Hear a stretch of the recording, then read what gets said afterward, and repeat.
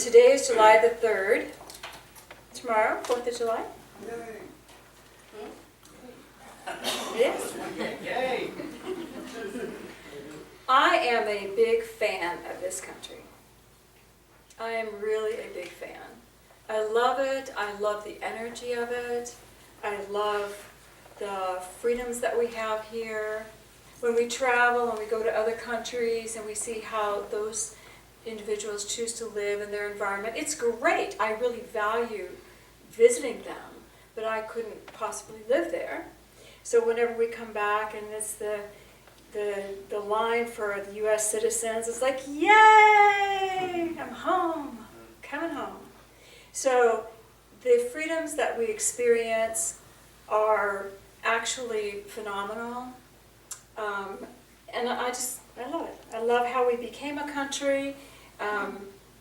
Went to Boston to walk the Freedom Trail. Went to Philadelphia and saw the Liberty Bell and Independence Hall. Loved it. Loved it all. The beginnings of our country, I don't know that we fully understand, but I know that those fellas who created it, and the women behind them, of course, had no idea what they were doing. When they began and they started with the rebellion, they had no idea what was going to happen. They had no idea. All they knew was that there was something within them. There was a dream, an inner urge that things had to change. It could not continue the way it was for them to continue to enjoy the freedoms that they had in living a life here on this land, outside of monarchy rule and outside of the pressures of a pre-existing society. Because we were a hodgepodge. Do you guys realize that? It was just a hodgepodge. All these people coming, living in different states. We were just this menagerie of folks. And the beginnings were interesting. So we were born from a time where we knew we had to establish a space where this sense of individual freedom could be maintained. So I'm going to share with you what Spirit gave me, and I'll try to honor it. I was told our country was born integrating new understanding of values, and it had to be born in a moving outer paradigm. The outer paradigm had to be flexible. It had to be able to move. The government did not create laws. It created a structure. This structure allowed the individual and collective voices to be expressed and to be heard. There were ideals and ideas that moved through form. And when you think about it in the beginning, our laws were not behavioral based, were they? They weren't like, you should do this on Sunday, you should not eat fish on Friday, you have to do this. It was not culturally and behaviorally based. What they created was a form, a structure, that the voices could be heard through and laws could be created based on those voices. Do you understand? And in that, they had the ideal, how we ideally see ourselves as a human race, how we ideally see ourselves as free people. And because of their great diversity, because they were all coming from different backgrounds, everybody wanted to be represented. And that's what created the basis of our individual recognition. Oh, Virginia will be recognized equally with New York. Two different societies, equal recognition. So this voice, this space of ideally we are equal. And now we're going to create a framework that we can figure out what we need to do to govern and protect this equality. Does this make sense? So the ideals were for all of mankind. The form was how to express it. There was no thou shalt not that governed moral behavior. They focused on the rights of all to choose their moral behavior. The rules did not dictate the personal. Rather, the ideals were for the highest and best for all, and the framework was a space for self-governing of the whole. And because of this, laws changed over time. There were times when our laws were crazy laws, because the consciousness of the people worked through that framework. But it was the belief of the people going through the framework that allowed a crazy law to exist. Then they would realize that crazy law is kind of in violation of what our main objective is. We kind of would right ourselves. But the framework moved consciousness of the people. Did you guys feel that? It was built so it could move and breathe and create a structure that we could literally govern through and still have a voice. It didn't have to become the same voice. So, it was a framework to allow current consciousness to express. So, if we look at us, look at us. We have ideals, don't we? What if we had these beautiful ideals within ourselves for how we want to express our freedoms and our joys, our pursuit of happiness? Does anybody have those ideals? My pursuit of happiness looks like this. And then we take those ideals and we push them through a framework. Is our framework really as clear and as unopinionated as the government's was at that time? Frameworks, that energy that we push our ideas through, can somewhat be challenged. We get ideas and we try to move it through what we currently have. But what we currently have is colored by specific behavioral expectations. I have an idea of being free. I want to go to China. Oh, I can't go to China. Because that's not good for me to go to China.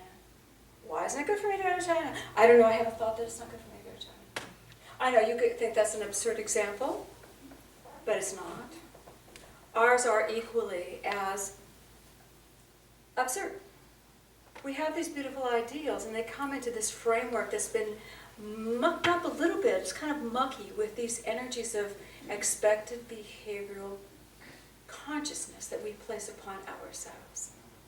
So, ours is no longer a framework, it's a belief system. We try to put new thoughts in it, and we're not able to. I wanted to share with you a story about Agenor. He's one of my favorite guys in the Bible. He was a priest. He was a Brahmic priest. Do you think the Brahmic priest had rules that he lived by? Do you think he had behavioral rules that they lived by? Yes. Do you know they believed in the caste system? Do you know he wasn't allowed to talk to Jesus in the day? He wasn't allowed to talk to Jesus in the day. He actually asked Jesus to come visit him in the temple, and Jesus said, I'm not coming to the temple. And it's like, Agenor's not really allowed to leave and go talk to some strange guy. So Agenor goes in the dark of night, hiding his intention, because all of his beliefs, he wants to know what this guy knows. I want to know what you know. I have all these beliefs that I have to honor and respect. Okay? So, Agenor appeared in the dark of night, and Jesus said to him, there is no night where shines the sun. I have no secret messages to give. In light, all secrets revealed. In other words, why'd you come at night? I'm no different at night than I am in the day. I say the same thing.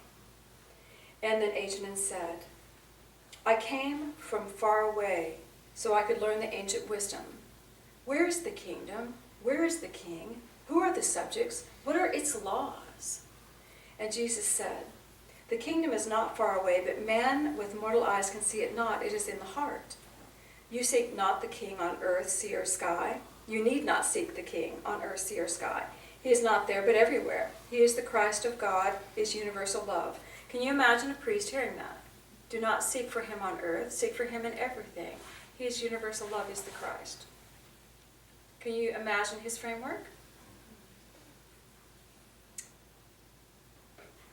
Jesus goes on to tell him the gate is not far. You must heal your lower self. The body must be washed in living streams of purity. And Agenor said, can I become a subject of this king? Did he hear him? No. Jesus said, you are yourself a king, and you may enter through the gate and be a subject of the King of Kings. But you must lay aside your priestly robes and must cease to serve the Holy One for gold. You must give your life and all you have in willing sacrifice for the sons of men. And Jesus said no more. So we have this beautiful priest who had truth laid on him that did not fit in the framework of his belief system. How I operate in the world is within you. how I operate in the world. So this is really why I'm reading it to you.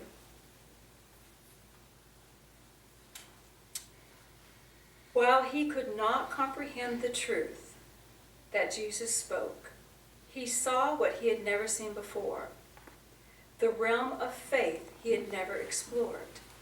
And in his heart, the seeds of faith in universal brotherhood had found good soil.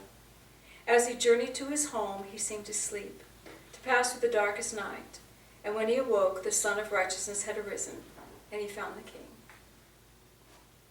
This is a beautiful, and he goes on to meet Jesus later to help him in his work. But it's a beautiful story of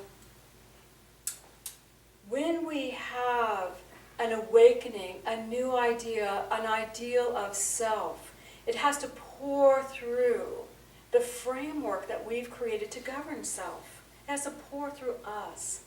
And so often we look at it and it's like, oh my goodness, what do I do with that? And Agenin had to go through the dark night of the soul. He had to really give up everything to take in this new idea, this new belief. All right. The new ideas that Jesus brought did not fit the framework. From our perspective, our government is nice. Our story of all of our history of creating our government is tidy and neat, isn't it? Oh yeah, they did it. It was really easy and simple. And we have this Constitution, and we have the Bill of Rights, and we have all the things we've added to it. It was just, somebody just sat down and did that. It's no big deal. We don't realize that it was filled with struggle, that many of the people that were a part of that building blocks of this government that we have, they wanted familiar ideas. There were monarchies all over the world. No monarchy. We don't want a monarchy. We do want a monarchy. Some people needed something familiar.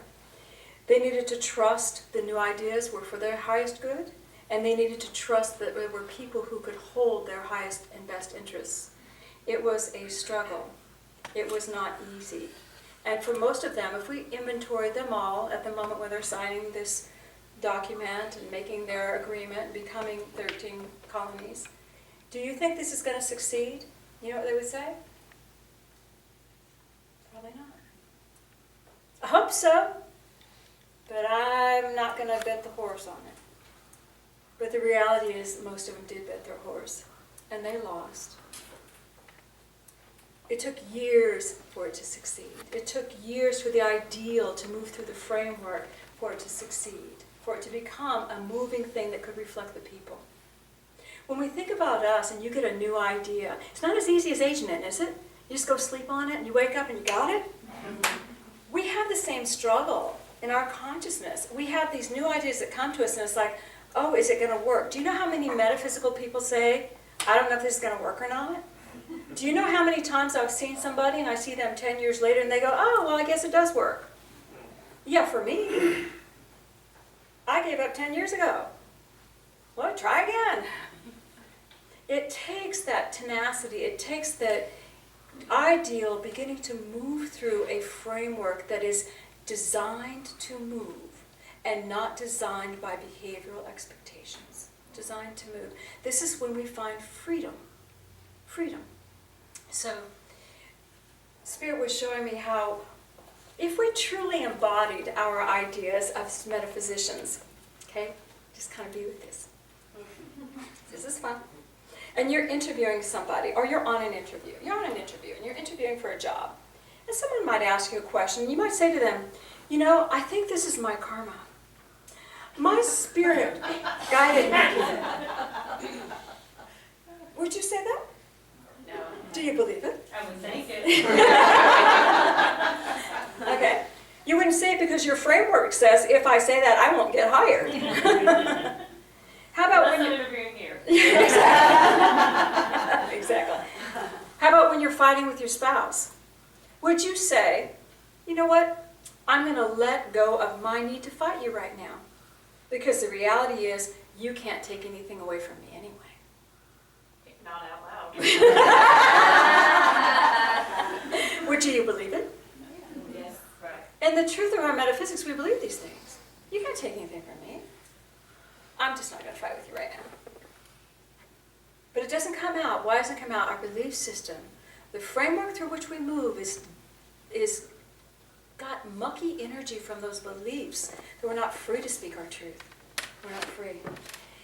Here's the one about the raise, going to your boss. You know, I've been giving a lot of energy recently, and I'd like a financial return to increase for my energy that I've given, preferably from you.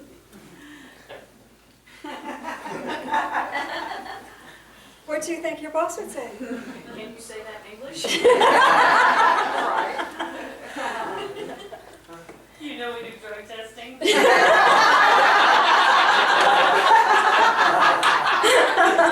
you go.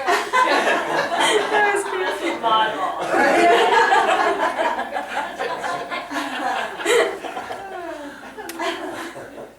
But I want you to hear, these beautiful ideals are trying to make their way through our framework.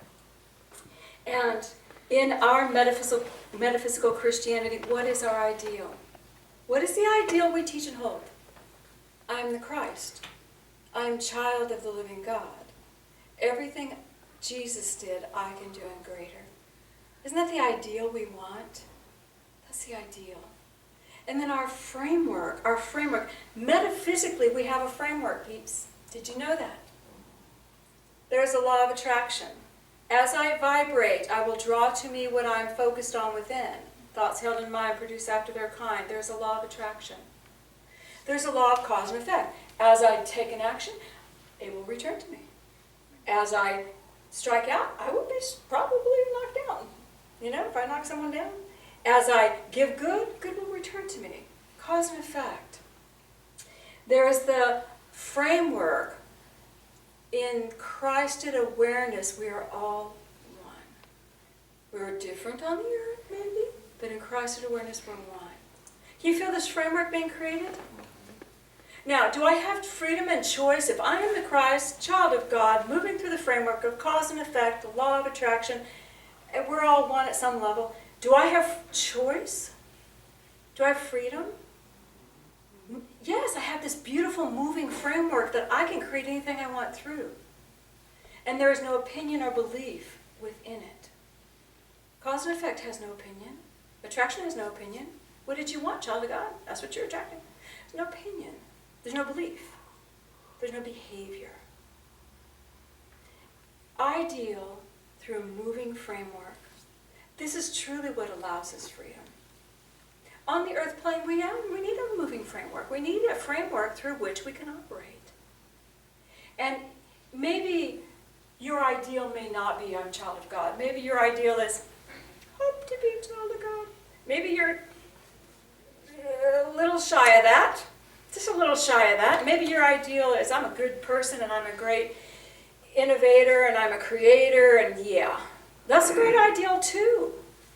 Move it through your framework. Now, metaphysics, that's our framework. Everybody say yes. Yes. You got it? You know it. What is your personal framework? What is the personal framework you hold about yourself? Do we sometimes go, I'm metaphysical? I'm here. Yeah. Sad, isn't it? It's very sad. Where do you find more joy? Meta? Yes.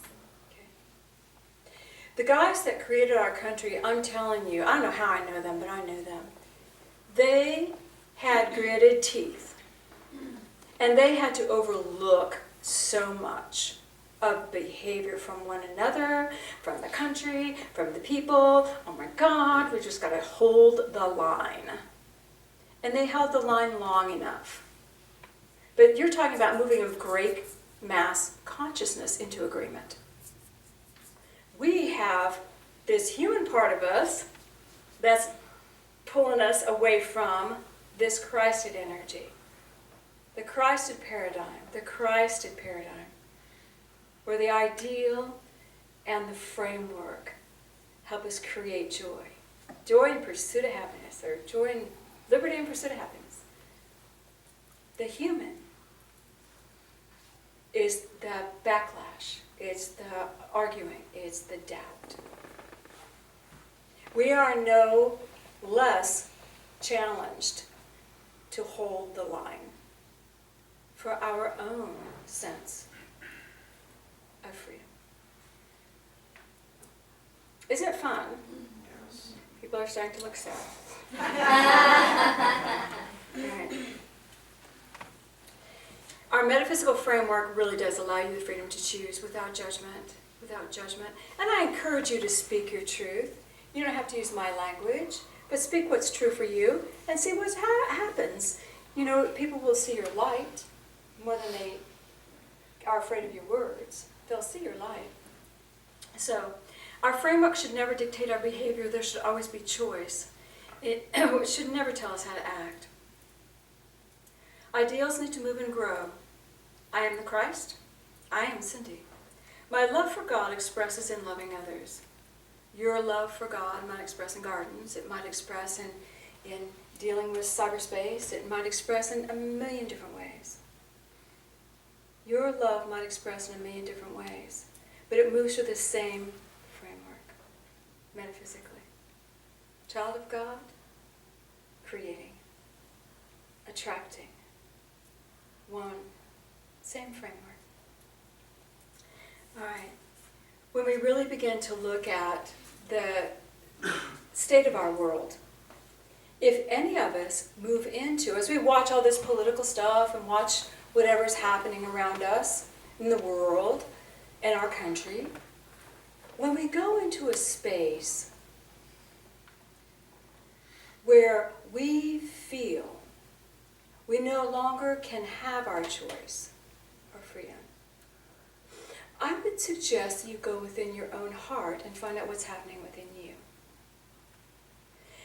As within, so without. If all of us in our world continue to hold the idea, no, I get to choose, absolutely I get to choose, can that choice ever be taken away from us? No. The metaphysical consciousness of divine creator moves through all of us, consciously or not. But when we are awake to it, it can never move from us. So as we walk aware, the choices become exponential. So, you know, they talk about these guys, the group that they highlight, there were a bunch of guys in the beginning, the group that they highlight as our forefathers. Guess what? They're not our forefathers. They are a group of beings who signed up and said, put me in, God. We're going to usher in the new age of reality. We're going to come in and we're going to create a reality together, and we're going to fight and holler and not like each other. We're going to create a reality that will eventually create the idea of honoring the individual freedom for all. Put me in, coach. And all these souls got born in at the same time so they could all play this big game. Yes? Guess what? The new age is upon us. And there was a call through the ethers. Who wants to be born in the United States, whatever year you were born, and be a part of this group that's going to usher in a new consciousness, that's going to hold the light no matter what happens, that God is in charge and we are spirit. And all your little hands went in the air. Put me in, coach. I'll do it. Yes, it was. And that's where we are today. We are really in a space of beginning to now lift this idea of freedom into an idea of creating. An idea of the freedom to create. Not just the freedom to own and enjoy. Not just the freedom to get to keep our stuff without it being taken away from us. But now the freedom to create and to express. The freedom to be spirit. Did you know you signed up? That's 50%. The rest of you wake up. You did. So we're going to hear a lot. I know it's a great holiday to celebrate our country. We're going to hear a lot of stuff politically. We're going to hear a lot of things over this next 2 days. But I want you to remember as you do, yay God for what we're doing, but yay God for where we're going. And we are going into this great spiritual clarity. And we are ushering it in. Ideal and framework, great. We just pick our ideal and our framework. So we can shine and we can have our liberty to be who we are. Sound good? Yes. All right, so let's just breathe and put our feet on the floor.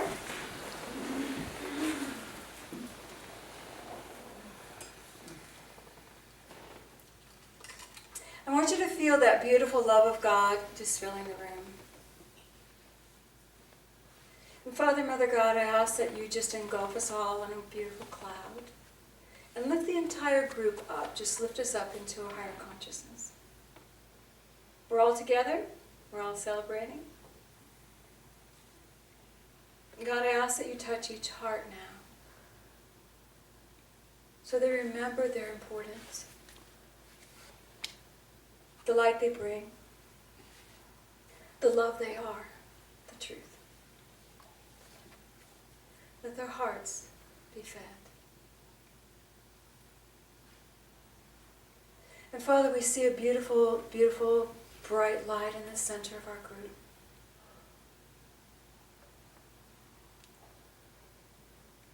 And we feel the presence of Jesus Christ. And we see the brightness of his love. Beyond all behavioral expectations. Love, heart to heart. And we feel that call within us to love that deeply, to express that freely.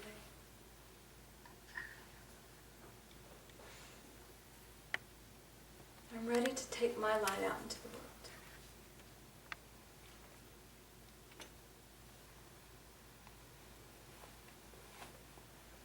Father, Mother God, I ask you bless this group. Hold their hearts in you. For all that they give, let it return to them, and let them find that path that they have chosen to share you with the world. Bless this gathering, God. And we are so grateful that we have chosen to live on this planet together at this time. Take a breath. Feel the love of one another. The angels with us, and just gently feel the beautiful cloud taking us back down. And just be aware of your seat as you come back into your body. Be aware of your physicality. And know, I am deeply loved. And I am free. And I have chosen God. Send your light into the room, and when you're ready, you can gently open your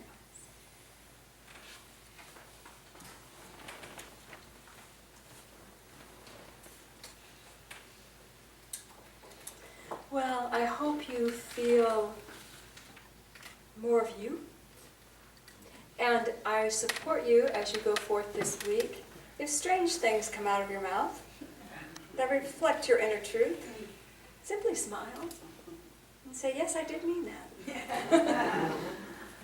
And know your angels are going to be right by you. And so it is. Yes, sir.